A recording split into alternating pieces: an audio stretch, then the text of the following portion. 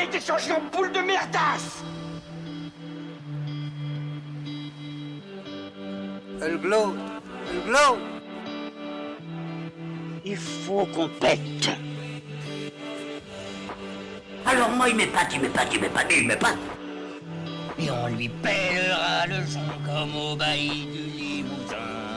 On a rendu un beau matin, on a pendu avec ce tripe. Flattez-moi. Eh ben la denrée, on est en France. Allez, cul sec. Bonjour, bienvenue sur Histoire d'en dire plus. Aujourd'hui, on va aborder la science-fiction, mais en général.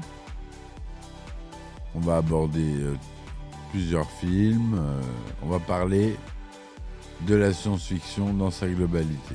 Voilà. Allez, c'est parti, mon kiki.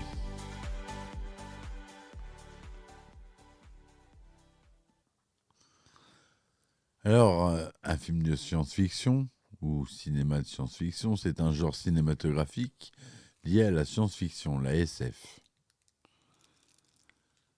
Il utilise des représentations fictives, souvent basées sur la science, qui ne sont pas entièrement acceptées par la science traditionnelle, tels que des exemples comme les formes de vie extraterrestres, les mondes extraterrestres, les perceptions extrasensorielles et les voyages dans le temps.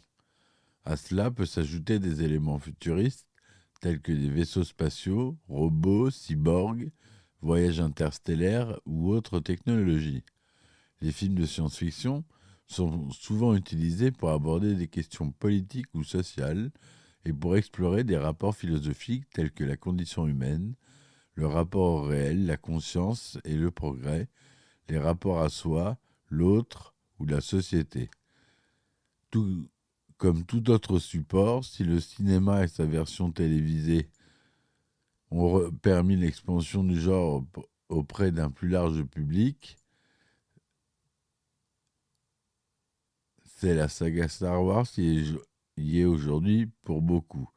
Il est à noter que la SF, dans tous ses sous-genres, ont été exploités par la télévision et le cinéma très tôt. De grandes réussites sur ces deux médias ont très rapidement trouvé un public et assuré la pérennité du genre. On ne compte plus aujourd'hui le nombre de séries ou de films ayant influencé la pop culture, et ce, bien avant Star Wars. La quatrième dimension, Flash Gordon, Star Trek, Rollerball, Soleil Vert, etc. Depuis les années 1950, la science-fiction, bien que souvent critiquée, a permis au public, comme à l'industrie, de donner une nouvelle dimension aux arts cinématographiques, que ce soit dans le progrès de la réalisation des effets spéciaux, Star Wars, Terminator, Avatar, ou de la façon d'amener une histoire au spectateur afin qu'il soit absorbé par l'œuvre. The Truman Show, Farscape, Stranger Things, et etc. Ceci a eu pour effet de renforcer un intérêt sans cesse grandissant du public pour le genre, le cinéma devenant ainsi le support de prédilection de la science-fiction. Que ce soit sous forme de blockbuster ou de petites productions, le cinéma a donné à la SF la possibilité de marquer la pop culture populaire de son empreinte bien plus que ses supports de base que sont la littérature et la bande dessinée, car le cinéma est bien plus accessible au grand public que certaines autres formes d'art. Donc, genèse du cinéma de la science-fiction, donc entre 1900 et 1950. Dès l'origine du cinéma, la science-fiction s'est imposée comme une nouvelle forme d'expression à la fois visuelle et intellectuelle. Certainement influencée par les précurseurs de ce genre initialement littéraire, Jules Verne, Mary Shelley, ainsi que par le père fondateur de la SF moderne, M. Herbert George Wells, qui a écrit notamment La guerre des mondes, dont je vous ai parlé.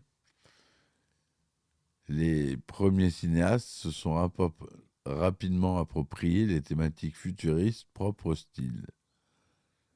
Le voyage dans la Lune, 1902, du cinéaste français Georges Méliès, qu'on avait déjà abordé dans tous les premiers épisodes de mes podcasts, est considéré comme le premier film de science-fiction à avoir vu le jour. C'est un film audacieux pour l'époque, jonglant à la fois avec une originalité scénaristique, faisant intervenir des dimensions plutôt incongrues pour le public du début du XXe siècle. Vaisseaux spatiaux, aliens, etc. Mais aussi des effets visuels, avec de nouveaux moyens techniques permis par le médium cinématographique, des effets spéciaux précurseurs qui seront encore plus d'un siècle plus tard la marque fabrique de genre. Le cinéma de science-fiction est né. Il exploitera dès lors plusieurs facettes de ce que peut être la SF en mélangeant l'anticipation et la science-fiction horrifique. S'il est bien un film qui marque le cinéma, il faut remonter jusque dans les années 20 avec le célèbre et déroutant Metropolis de 1927 de Fritz Lang, qui amène la science-fiction cinématographique à un nouveau niveau. Avec son ambiance sombre, sa lecture politique et sociologique, la dystopie de Lang apporte un souffle novateur qui influencera énormément la SF des années à venir, tout en introduisant des notions thématiques quasi indissociables du genre, telles que l'oppression du système, les androïdes ou l'opulence technologique. A l'inverse, L'amour en l'an 2000 ne porte aucun message à caractère philosophique ou politiquement contraire à d'autres films comme le film Le Monde Futur ou Point ne tuera, au contenu à la fois dystopique et pacifiste, et n'a aucune prétention à la vulgarisation scientifique ou les progrès technologiques de savants spécialisés dans les voyages spatiaux. On peut également citer d'autres films relativement importants de la période, dont Aelita en 1924 du cinéma russe Protozanov, inspiré d'un roman de Tolstoï, Frankenstein en 1931 de James Whale, L'homme invisible en 1933, et toujours à la même année le célèbre King Kong, avec des effets par Ray Harryhausen. Les années 1940, marquées par la Seconde Guerre mondiale et l'immédiat après-guerre, ne sont pas propices à l'élaboration d'œuvres majeures en science-fiction. Les années passant, les réalisateurs s'orientent beaucoup vers la SF d'horreur, le cinéma faisant de la science et des possibilités de l'univers un coffre à idées pour le cinéma d'horreur, et ce jusque dans les années 1950 et le début des années 60. Des exemples sont les films comme Le jour où la Terre s'arrêta en 1951, La chose d'un autre monde, toujours en 1951, ou Planète interdite en 1956. Après l'apocalypse, les heures froides. Dans les années qui suivent, notamment après la Seconde Guerre mondiale, la science-fiction, à l'instar de la fantasy, se développe énormément aux États-Unis, par le biais de la génération Pulp, en lien avec les magazines lui donnant son nom, qui ont prépublié des nouvelles et des romans sous forme de feuilletons dans la première moitié du XXe siècle, surtout en polar et en fantastique horreur au début, et puis rapidement en fantasy et surtout en science-fiction. Ils étaient la plupart du temps vendus dans les gares ou les librairies. C'est à cette époque que seront publiés dans les grands noms du roman de SF comme Isaac Asimov, Philippe K. Dick, Frank Herbert, Robert Heinlein, etc. En parallèle, le genre se décline aussi de façon exponentielle en bande dessinée, que ce soit aux États-Unis, au Japon ou en Europe, avec des œuvres telles que Astro Boy de Tezuka, Flash Gordon, Green Lantern, etc. Et tout ce qui est la période comics, évidemment. Le cinéma suit le mouvement et la production va se lancer dans le spectaculaire et l'horrifique, cherchant constamment à innover en termes de technique. Le genre devient le terrain de jeu de la recherche d'effets spéciaux et maquettes, marionnettes, montage, jeux de lumière, costumes, maquillage, le tout mélangé dans une atmosphère de guerre froide, omniprésent, sont les propos donnant un réalisme pour l'époque à l'anticipation. Les films de SF deviennent des films que les adolescents vont voir pour se faire peur, et les séries télévisées sont celles que regardent les enfants pour rêver d'aventure. Bien que certaines réalisations se démarquent plus que d'autres et restent dans la culture populaire comme des œuvres de référence, La quatrième dimension, Planète interdite, 1956, Buck Rogers au XXVe siècle, c'est davantage sur le plan de la littérature que le style se développe et prend de l'ampleur à cette époque. Ainsi, jusqu'au début des années 60, le genre devient une sorte de niche populaire, mais peu assujetti au respect de la critique qui voit en lui une pseudo-forme artistique, s'appuyant sur le fait que peu de grands réalisateurs de l'époque plébiscitent la science-fiction, la laissant en production à petit budget.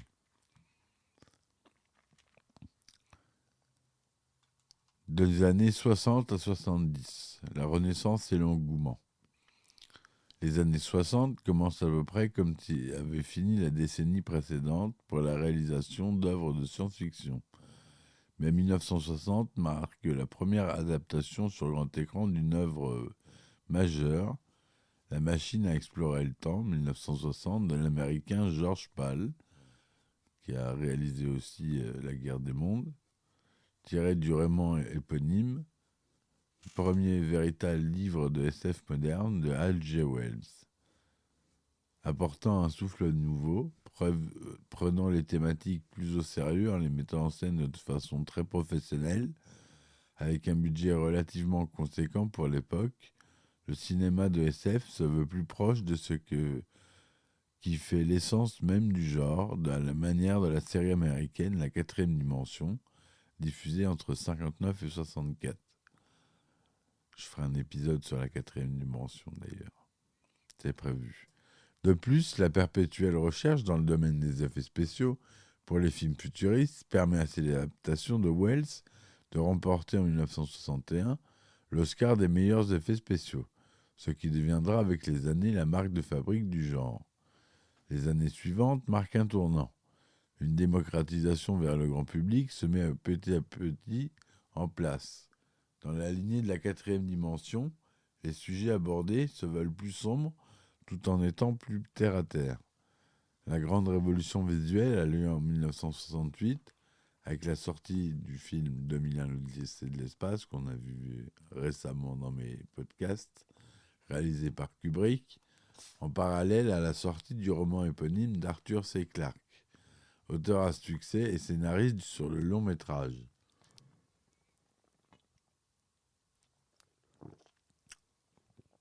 C'est un carton commercial, le film devient très rentable et l'engouement du public, bien que parfois mitigé, propulsera l'œuvre au rang du classique du 7e art.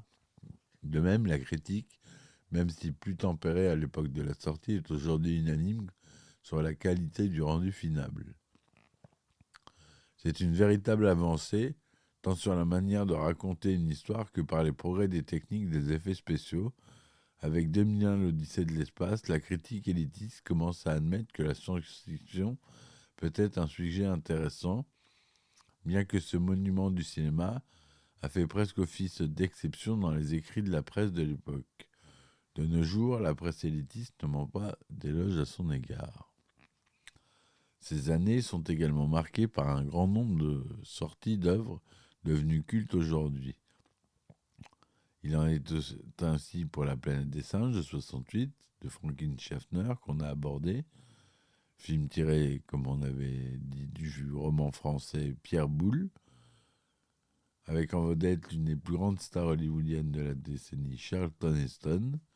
C'est aussi arrivé à la télévision de séries incontournables du genre, avec notamment Les Envahisseurs en 1967 et surtout Star Trek en 1966. Qui devient un des phénomènes de la masse liés à l'ASF. Cette dernière série deviendra en effet une des principales références du cinéma de fiction. Elle sera au fur et à mesure des décennies dérivée ensuite, spin-off, reboot, remake, sur de grands comme petits écrans. La franchise devenant une figure de proue qui aura une influence considérable sur les réalisateurs et scénaristes en devenir, et ce jusqu'à nos jours.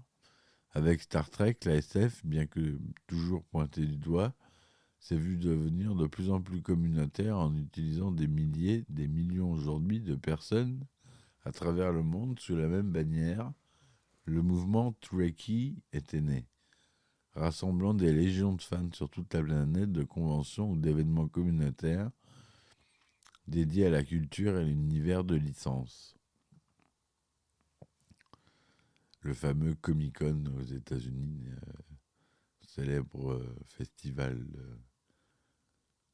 où se retrouvent toutes les stars des séries télé et des films de science-fiction. La rébellion. Les années 70 sont le grand tournant pour la science-fiction sur pellicule. En plein contexte de changements sociaux, le cinéma de science-fiction, bien qu'étant toujours un divertissement, se rapproche de la critique sociétale et politique, explore la théologie, cherche à percer l'essence de l'être humain. La violence n'y est plus représentée uniquement de façon guerrière, aventurière ou apocalyptique.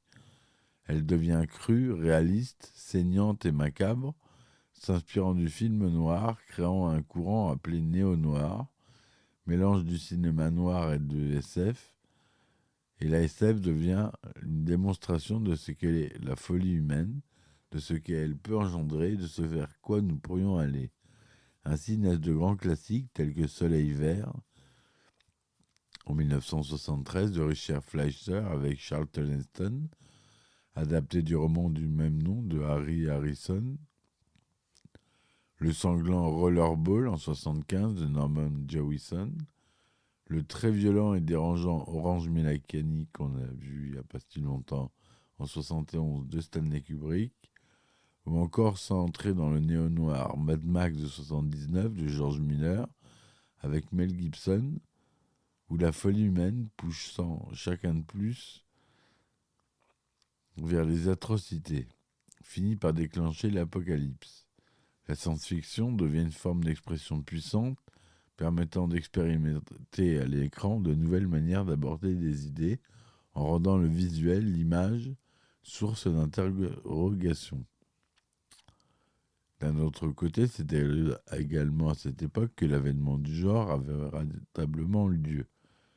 La SF devient un divertissement grand public pour toutes les tranches d'âge, aidé par la démocratisation de la télévision. L'animation, dont l'animation japonaise, s'empare du genre en donnant naissance aux célèbres dessins animés Capitaine Flamme, Albator le corsaire de l'espace.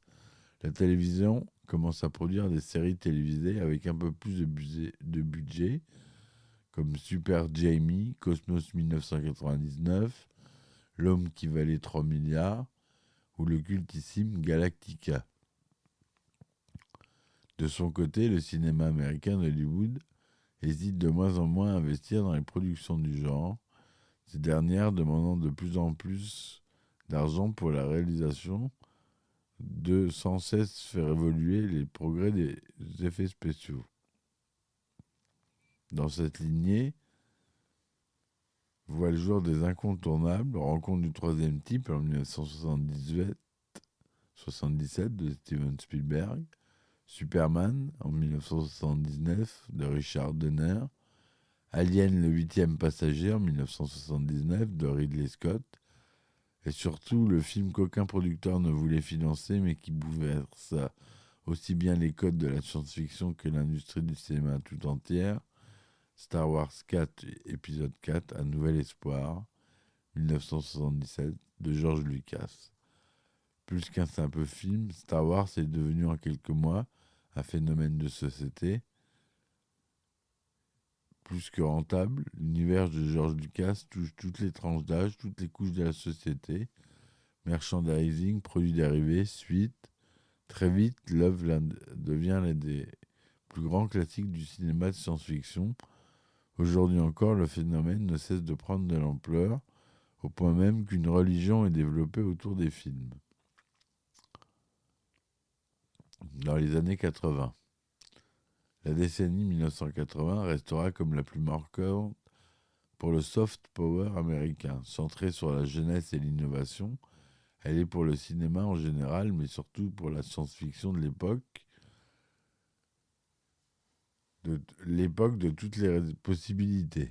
On ne compte plus le nombre de classiques du genre parus dans ces années-là, tantôt légères, tout public et humoristiques, Tantôt sombre, oppressante et déshumanisée, la SF en série comme en long métrage des années 80 est un carrefour à la croisée des chemins de l'infiniment possible. Dans un contexte où la télévision est maintenant quasiment dans tous les foyers, les productions, notamment américaines pour les séries et les films, et japonaises pour les séries d'animation, ont commencé à se multiplier. Ainsi, très rapidement, le genre est grandement représenté, facilitant ainsi l'approche du public. Alf, en 1986, la série télévisée avec la marionnette, Sankukai japonais en 1980, V en 1983 américain, Les Mystérieux Citeurs d'Or, coproduction franco-japonaise, 1982, K2000 américain en 1982, ou encore Ulysse 31 japonais en 1981, sont autant d'exemples télévisuels parmi d'autres de l'influence sur la culture populaire qu'a eu le cinéma des SF des années 80. Les feuilletons télévisés de SF se veulent souvent mêlés avec l'aventure. Les scénarios n'y sont pas toujours développés autour du genre, mais l'esprit est davantage bon enfant lors de la décennie précédente, qui était plus ferme, plus terre-à-terre dans l'ensemble. Il va de même pour la diffusion sur grand écran. En effet, beaucoup de sorties témoignent de cette orientation, tirant de plus en plus vers le divertissement, où le propos n'est plus de questionner le spectateur, mais de l'embarquer dans une histoire plaisante. C'est dans cette optique que voient des films cultes ayant marqué l'histoire d'Hollywood et du cinéma en général voient le jour. Que ce soit E.T. l'extraterrestre en 82 de Spielberg, qu'on a vu, qui a ému toute une génération, Retour vers le futur, qu'on a vu aussi en 1995 de Robert Zemeckis, Cocoon, dont je ferai un épisode bientôt, de 1985 de Ron Howard, L'aventure intérieure de 1987 de Joe Dante, J'ai épousé une extraterrestre 1988 de Richard Benjamin, ou les énormes succès commerciaux que sont les deux nouveaux opus de la saga Star Wars, épisode 5, l'Empire contre-attaque 1980, épisode 6, le retour du Jedi en 83. Tous dénotent de cette envie de captiver plus que de questionner. Bien que la lignée des films des années 70 soit tout de même assurée avec par exemple les suites de Mad Max 2 Le Défi en 82 et Mad Max 3 Au-delà du dôme du tonnerre, ou encore même Alien 2 en 86 de James Cameron, ceci dénote d'une influence et d'une émergence de plus en plus forte d'un point de vue commercial par le genre. La tech noire, ou écrit tech noire, est aussi connue sous le nom de cybernoir, est souvent confondue avec la science-fiction. Noir, le néo-noir, est un sous-genre de cinéma de SF, mélange de films néo-noirs et de science-fiction d'anticipation, montrant le progrès technologique comme un danger une fois poussé à son paroxysme. Le terme vient du film de Terminator 1984 de James Cameron, dans lequel la boîte de nuit porte ce nom, et définit des films dans lesquels la technologie est présentée comme une force néfaste, destructrice, dangereuse à l'image de ses créateurs, habité par le goût et le désir de destruction. En contraste avec la SF tout public, très développée de l'époque, la tech noire reprend les codes de la violence propre de la décennie précédente, en venant lui greffer des éléments de films d'action, très populaires dans les années 80, et en rendant la brutalité moins malsaine, afin de la rendre plus spectaculaire, ou de la détourner en gêne par un blocage vis-à-vis de nos normes sociales. Le véritable pionnier du genre est Blade Runner en 1982 de Ridley Scott, première adaptation du romancier Philip K. Dick, d'après le fameux roman Les androïdes rêvent-ils de moutons électriques, renommé plus tard avec le titre du film. Son univers cyberpunk, son ambiance de polar, ses décors étouffants et ses androïdes fugitifs et tueurs donnent à la science-fiction une dimension nouvelle. L'homme y est écrasé par le système, la technologie est dangereuse et la violence quasi omniprésente. Dans cette lignée sortiront des titres marquants, pas forcément rattachés au cyberpunk, mais tous issus des sous-genres les plus sinistres de la SF. Dysotopie, utopie malsaine, SF militaire, SF horrifique. On peut citer parmi les plus connus le premier Terminator, Tron en 82 de Liesberger, Maximum Overdrive en 1986 de Stephen King, La Mouche en 1986 de David Cronenberg, ou encore le très violent Robocop de 1987 de Paul Verhoeven. Le style tech-noir continuera à se développer durant la décennie suivante et perdure aujourd'hui encore bien qu'il soit toujours confondu avec le néo-noir, style qui lui a donné naissance. Plus qu'une autre période, les années 80 ont une influence très importante sur les cultures populaires. Des décennies plus tard, ces séries, films et autres univers ont marqué des générations. On pourrait aller jusqu'à parler d'une nostalgie des années 80. La plupart des films de SF de ces années ont créé un engouement fort et influencé les gens dans tous les domaines. En science-fiction, cette influence se ressentira dans les années 90 et même dans les années 2010-2020, où les 80 fascinent et restent comme une tendance, comme la série Stranger Things de 2016 des frères Duffer, une des plus regardées de la plateforme Netflix, vous le savez tous, considérée par la critique comme l'une des meilleures séries toutes générations confondues, son principe reposant sur le contexte, le cadre et le décor des années 80. Les années 90 à la fin des années 2000. Les années 90 restent une période relativement ambiguë pour le genre dans la SF, à la fois dans la continuité de la décennie précédente et en même temps dans une optique de modernité. Ces années ont vu arriver énormément de projets. D'un côté, certains réalisateurs sont restés dans le chemin déjà tracé par les années 1980, notamment la tech noire, dans une bonne partie des sorties du genre, ressemblait à s'y méprendre à celles déjà existantes. Les deux suites de Robocop, très proches de la série B, montrent ce lignage, à l'instar de films comme Planète Hurlante en 1995 de Christian Duguay ou de Ghost in the Shell 1995 de Mamoru Oshii, ainsi que Total Recall en 1990 de Paul Verhoeven. Ceci étant l'un des résultats de l'influence américaine et de l'impact des œuvres de SF sur les auteurs, scénaristes et réalisateurs en devenir. Cette influence des années passées se retrouve également dans les films de SF en général, que ce soit par le côté film d'action, comme dans Demolition Man en 1993 de Marco Brambilla, avec pour vedette Sylvester Stallone, star du cinéma d'action des années 80, ou par le côté décalé et familial, comme dans son Coneheads de 1993 de Steve Barron, de Opération Alf en 1996 de Dick Leroy, ou la conclusion de la saga Retour vers le futur avec son troisième volet. À la télévision, on assiste plus rapidement à une émancipation vis-à-vis de la génération précédente. Des séries davantage dans l'air du temps voient le jour, certaines même devenant des références incontestées du cinéma de science-fiction.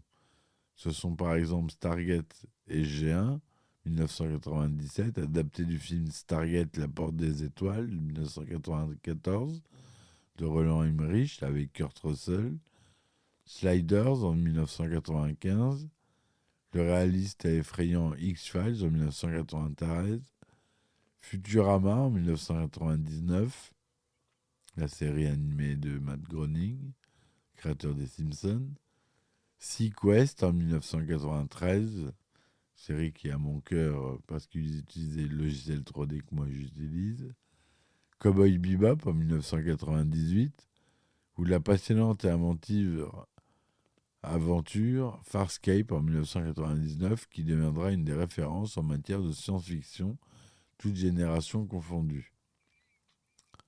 Mais les années 90 sont aussi la période de modernisation, tant sur le plan technologique que celui sur des effets spéciaux. De nouvelles techniques sont expérimentées, notamment les images numériques ou images de synthèse, qu'on a déjà abordé largement ici, et vont rapidement se développer avant de réellement se démocratiser, avec la décennie qui suivra. Ainsi naîtront les visuels jamais explorés pour l'époque, comme dans Star Wars épisode 1, La menace fantôme, qui d'une main de maître pose encore une fois la saga comme maîtresse du genre. La Tech Noire fait aussi peau neuve, évoluant sur de nouvelles idées scénaristiques et de nouveaux concepts avec Virus, en 1990, de John Bruno, ou le cultissime Terminator 2, Le Jugement dernier, en 1991, de James Cameron. Moins sombre que son prédécesseur, mais plus moderne, plus entraînant et plus dramatique que celui-ci, elle s'émancipe vraiment avec Matrix, en 1999, des frères et des sœurs Wachowski, où la machine dangereuse et impitoyable devient notre société entière. Ce film deviendra un pilier du genre et provoqua un véritable engouement, tant dans la culture pop que dans les cultures internet et complotistes. De plus, la patte de cette fin de XXe siècle se fait également ressentir dans les productions mémorables de cette décennie, avec notamment L'Homme bicentenaire en 1999 de Chris Columbus avec Robin Williams, d'après l'œuvre d'Isaac Asimov, Bienvenue en Gattaca avec Jude Law en 1997 de Andrew Nichols, renouant avec la tradition de la dystopie, ou bien Armageddon, qu'on a vu il y a quelques jours en podcast, de 1998 de Michael Bay. Ces films relativement terre-à-terre contrastent alors avec les productions de SF humoristiques très ancrées dans l'époque, comme la trilogie Austin Powers, commencée en 1997, ou Men in Black la même année. Les années 2000 marquent un point de transition dans la conception de la science-fiction à l'écran. Si quelques standards du genre font de la résistance en restant sur le code des années 90, comme à l'aube du 6e jour,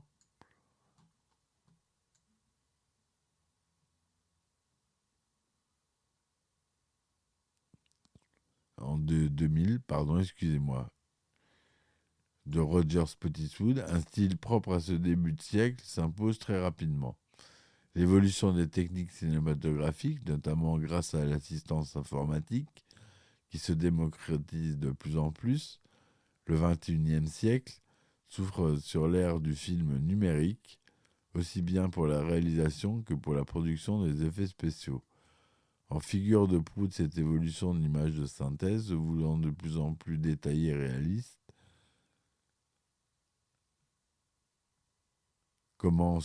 on peut donner par exemple les épisodes 2 et 3 de la saga Star Wars en 2002 et en 2005. Conclusion de son œuvre commencée en 1977, bien qu'on l'ait déjà pu les voir en évolution dans les décennies précédentes. Mais l'an 2000 va en faire une de ses principales ressources. D'autres films essayent rapidement l'images de synthèse et vont aussi influencer et faciliter leur utilisation par Hollywood et le reste du monde. S'y retrouve par exemple surtout Mission to Mars en 2000 de Brian De Palma, iRobot en 2004 d'Alex Proyas, inspiré d'Isaac Asimov avec Will Smith, ou bien dans une autre façon de faire, Scanner Darkly de 2006 de Richard Linklater avec Neo, notre cher Neo de Matrix. L'incrustation d'images numériques via la production atteint une nouvelle dimension avec Avatar en 2009 de James Cameron, repoussant les limites de leur utilisation, même si le genre a déjà eu droit à ses propres longs métrages, d'animation en images numériques, Les Indestructibles en 2004, Robots en 2005, Wall-E en 2008. C'est avec Avatar et avec Transformers en 2007 de Michael Bay que les images de synthèse acquièrent davantage de réalisme et deviennent une norme dans les blockbusters de plus en plus populaires. Il ne faut pas oublier aussi Jurassic Park en 1994 qui a créé une énorme engouement pour les effets spéciaux. Donc il ne faut pas oublier ce film-là. Ces années sont celles de la génération Internet et le désir de modernisation se fait ressentir. On assiste donc à cette optique à la sortie de remakes, de reboots plus ou moins réussis, de chefs-d'œuvre du cinéma de SF. La planète des singes en 2001, Rollerball en 2002, Battlestar Galactica en 2004, Invasion en 2007 ou V en 2009. Les années 2000 voient aussi la SF devenir un genre à part entière, et cela grâce à un public plus vaste, dû en partie aux sorties visant un public large depuis les années 1980. Ainsi, la multiplication des séries du genre à la télévision semble naturelle et logique. Invisible Man en 2000 et Smallville en 2001, Full Metal Alchemist en 2003, Torchwood en 2006, Terminator et les Chroniques de Sarah Connor en 2008 sont tant d'exemples de ce développement du genre auprès du grand public. En fait, cette décennie est également le berceau de l'émergence du film de super-héros, dont énormément d'histoires sont de la science-fiction. Ce style sera déjà annonciateur de l'évolution de la SF pour la décennie suivante. Les films majeurs concernant les super-héros de SF de cette époque sont le Spider-Man de Sam Raimi en 2002 et ses deux suites en 2004 et 2007, la saga des X-Men débutant en 2000 avec X-Men de Bryan Singer, toujours en cours aujourd'hui, ou encore Daredevil en 2003 un très mauvais film de Mark Steven Johnson, et Iron Man en 2008 de Jon Favreau, qui ouvre la voie à l'une des plus longues sagas cinématographiques de l'histoire, et surtout l'une des plus rentables. La saga Avengers est elle aussi toujours en cours de nos jours.